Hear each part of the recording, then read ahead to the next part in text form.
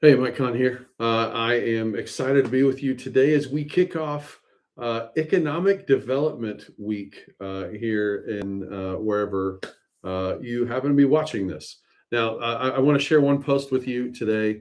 I shared this on LinkedIn a little bit earlier. As we kick off Economic Development Week, I want to begin by saying economic development begins in the workplace. Like that is for sure where it begins. It doesn't just start on the way back. Definitely it starts in the workplace, and so for you and me that doesn't just mean we start with the mission statement, uh, or some other modalities or whatever. We start with the people. We always start with the people, and what I do in my business, we help leaders, we partner with leaders to help them lead their people, manage processes, and measure and improve results. Everything that we do focuses around that, and when we do that, the processes become more clear, for sure, easier to follow, absolutely, but it starts with the people. um, it's about helping organizations build workplaces where people actually want to stay and try to look and see what grass is greener where and how far is it away and what does that look like. Like that's they're already in the building. So instead of trying, like in my business, instead of just trying to get new customers, I'm going to try to serve the ones that I've had at a high level and then circle back around to see is there anything else that I could do for you now. It's a very similar thing. We don't You don't always just want to have to go and reload to get other people to come back in. That's not what this is about. When we talk about economic development week, what we're actually just talking about is like let's simplify it. Like let's get the business to its lowest common denominator. And what we're going to do is we're going to do the basics, we're going to do them at a high level, and we're going to do it consistently. And that starts with the way that we lead our people. In Communication Culture, Volume 1, my book, A Playbook to End Division at Work and Turn Team Members into Teammates, I ask a question in chapter 1. It's one of my favorite questions in the book. On a scale of 1 to 10, 1 being awful, 10 being awesome, what's your current culture of communication costing the organization? The communication with the people, what's your current culture of communication with your team? What's it costing the organization?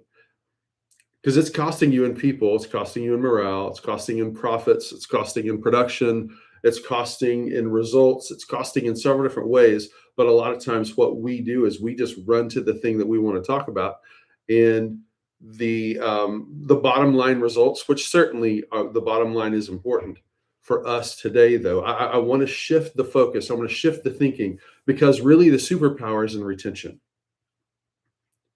And the way that you improve the retention, the way you turn up the dial on the retention in your organization is you cultivate a culture that people don't want to leave. Certainly, there's got to be some financial reward. Certainly, there's got to be some perks, some insurance, some other things that come along with it. But what we're focusing on is the people. When we focus on the people, the other stuff will fall into place. This is what I do. This is my life's work. This is the second greatest work of my life so far, next to being Gina's husband and Rayleigh Jackson and Jacob's dad and Aiden's father-in-law. And my message is medicine.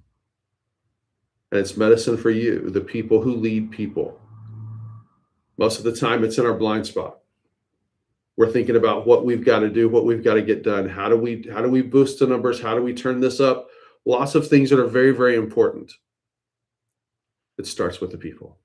When you reinvest in the people, the ROI is exponential, both in the way that they work, the way that not only the way that they work, but also who they're becoming.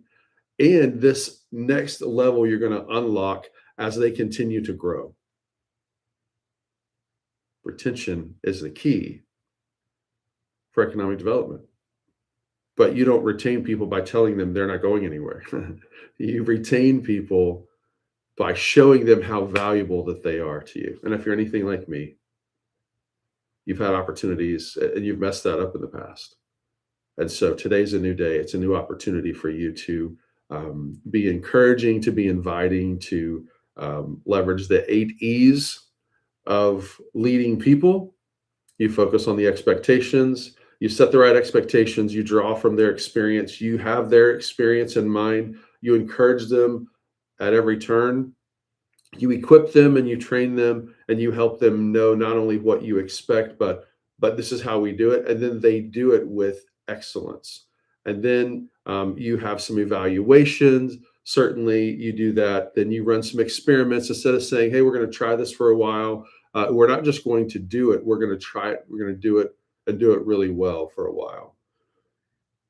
Expectations, experience, encouragement, equip, execute with excellence, evaluations, and then experiment. This is one of the best ways that we turn up the dial on retention. And it's something that we can do better and better and better and better starting today. If you'd like to pick up a copy of your copy of my book, Communication Culture Volume 1 for you and for your team, I do have some bulk pricing for 10 or more copies. Certainly check out the post on LinkedIn if that's something that interests you. I'm here to serve you. I don't create more content to sell you. I create content so I can serve you and leverage that to try to help turn up the dial on retention in your organization. Have a great week.